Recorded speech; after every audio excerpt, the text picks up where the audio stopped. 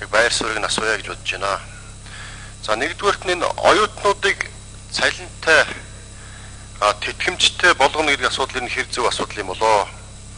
Хөдөлмөрийн хуулиараа бид нэр хөдөлмөрийн хөлс гэдэг маань цалин гэж явдаг. Үнэхээр одоо өнчин ядуу тэгэхээр дутуу хүмүүстэй тэтгэмж олгодог. Тэгэхээр оюутнуудад зориулсан цалин, оюутнуудад зориулсан тэтгэмж гэдэг асуудлыг нь юу гэж хэлэх юм бэ? Нэг асуулт. За хоёрдугаарт энэ хувийн ихтэй сургуулиудыг санхүүжүүлдэг, төрөө санхүүжүүлдэг болсноор энэ өнөөдрийн явж байгаа чанаргүй сургалтууд өнөөдөр яг өндөр хөдөөний хөдөлмөрчдийг, малчдыг ядууруулж байгаа, оюутнуудыг ажилгүй ядуурлыг нь шилжүүлж байгаа энэ чанаргүй сургалтууд энэ яаж шийдэгдэх юм бэ? Оюутнууд маань цалинтай болсноор хувийн ихтэй сургуулиудыг төрөөс санхүүжүүлдэг болсноор сургалтын чанар хэр дэвшлэх юм бэ? Өнөөдөр төгсөгчдийн 30% нь ажлын байраа хангахдахгүй байна гэж ярьж байна. Ерөөсөө л дээд боловсролтой цагаан захтай ажилгүйчүүд айрмал бэлдэж байгаа шүү дээ. Энэ яаж шийдэгдэх юм бэ гэдгийг хариулж өгөөч гэж. За нөгөө талаас нь энэ хөдөлмөрийн зах зээлийн эрэлтэд нийцсэн мэргэжилтэн бэлдэнэ гэж байнга ярьж байгаа. Энийг шийдэж чинь тогтолцоогоо боловсронгуй болгож чадаагүй байж хагаад өнөөдөр ерөөсөө хувь хувьсгалын гэхгүй сургуулиуд санхүүжил олгоод оюутнуудад итгэлэг олгоод ирэхээр эргээл нөгөө те оюутнуудын тоо нэмэгдээл ажил хийхгүй залах уу аав ээжигээ ядууруулсан оюутнуудын тоо нэмэгддэг нөгөө оюутнуудаар бизнес хийдэг хувийн ихтэй сургуулиуд чи улмал нэмэгдэх байх юм биш үү? Яаж энэ тогтолцоогоо боловсронгуй болгох юм бэ? Яаж энэ хөдөлмөрийн зах зээлийн эрэлтэд нийцсэн мэргэжилтэн бэлддэг болох юм бэ?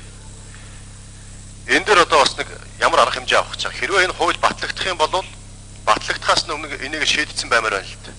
Тэгэхгүй шийдэж чадаагүй байж батлах юм бол энэ сургууль чанаргүй сургалтууд энэ хөдөлмөрийн зах зээлийн эрэлтэд нийцсэн мэргэжилтэн бэлтгэх асуудал бол ингээд орхигдоод энэ тэгэл түрэгдэл ерөөс явах нь.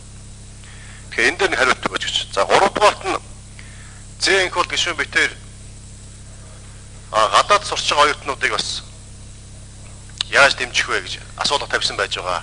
За яг энэ дээр холбоотой асуудал гадаад сурч байгаа оюутнууд бас тэтгэлэг олгох уу, цалин олгох уу, тэтгэмж олгох уу энийг бас хариулж өгөөч.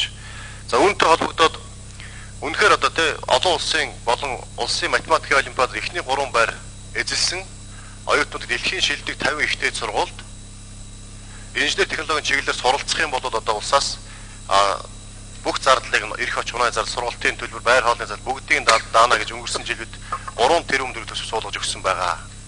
Энэ ажлын хэрэгжилт юу болж байна? Уулмаас ярьж байхдаа эхлээд бид нар журмаа батлахтаа хамтарч ярилцсан. Ямар оюутнууд байгаа, ямар оюутнуудаа яаж сурах вэ гэдгээр ярилцъя гэж хэлсэн. Өөрчилж ярьж байгаа журмаа гаргасан бол үр дүнтэй болчих واخ ярьж байсан. Одоо болохоор таг үчиг болчихлоо л доо. Энэ ажилмаар хэр болж чинь журам батлагдсан уу? Ер нь цаашдаа энэ гадаад оюутан сургах, гадаад сургахтаа үнэхээр сурлахтаа дээрээс нь орон нутгийн төлөөллийг жиг тангах талаар энэ ямар бодлого баримтлагч байна вэ?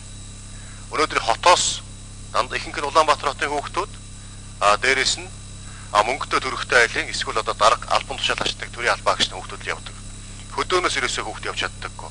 Тэнд хөдөөд сурлахтаа бас чадвартай ядуурчсан орлого багтааж гэсэн үнэхээр чадaltaй хүүхдүүд байна.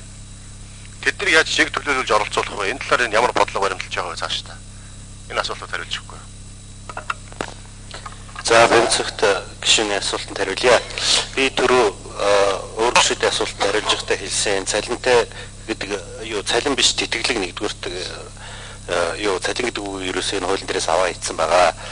Хоёрдугаарт тэтгэлгийг бол би одоо яг амжиргааны баталгаа төвшингийн тал өөрөлдвөл хүн амьдарч болох төвшингийн тал мөнгийг өгөөд одоо үлдсийн аав ээж ч юм уу хариуцсан байгаа гэсэн ийм ойлголтоор яваад онцорснууд нь бол тусгай тэтгэлэг амжиргааны тэтгэлэг гэдэг ингээд өгөөд явна гэсэн ийм ойлголттой байгаа гэдгийг хэлхэн зүйтэй байхаа.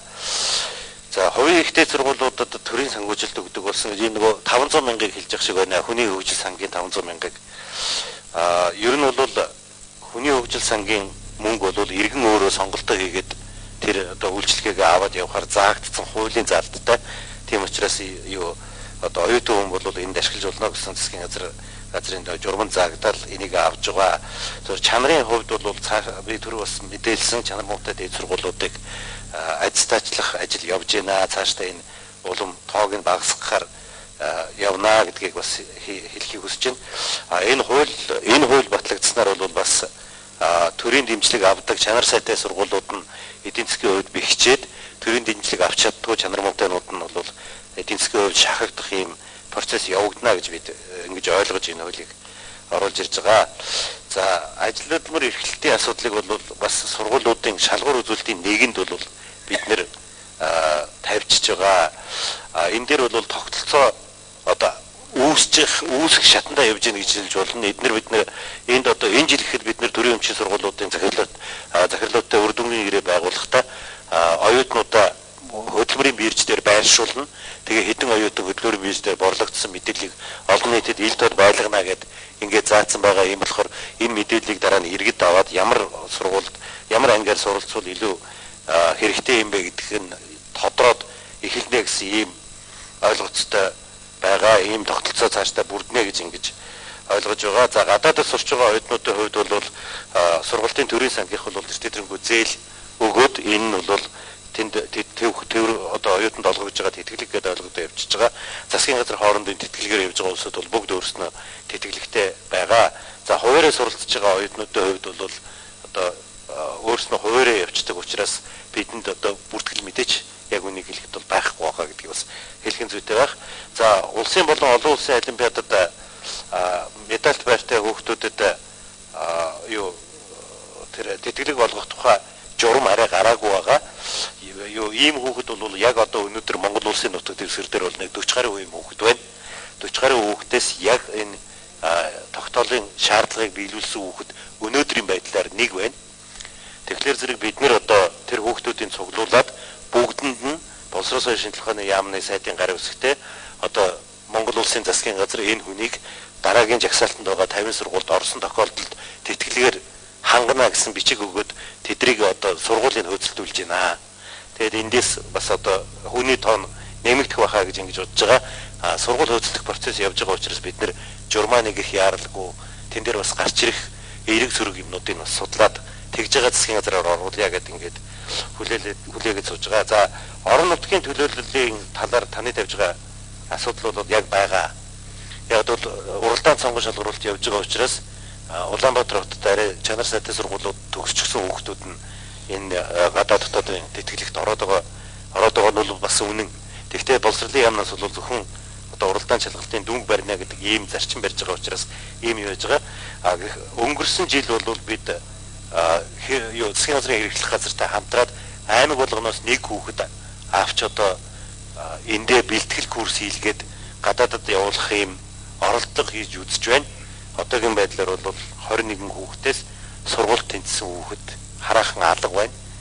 Энэ жилдээ бид одоо багтаагаад ядаж нэг талын тэнцвүүлээд явуулчихсан гэсэн ийм байдлаар ажиллаж байгаа. Тэгээ хэрвээ энэ одоо оролдлого маань амжилттай болох юм бол цаашаа өргөжүүлэе гэсэн бодолтой байгаа.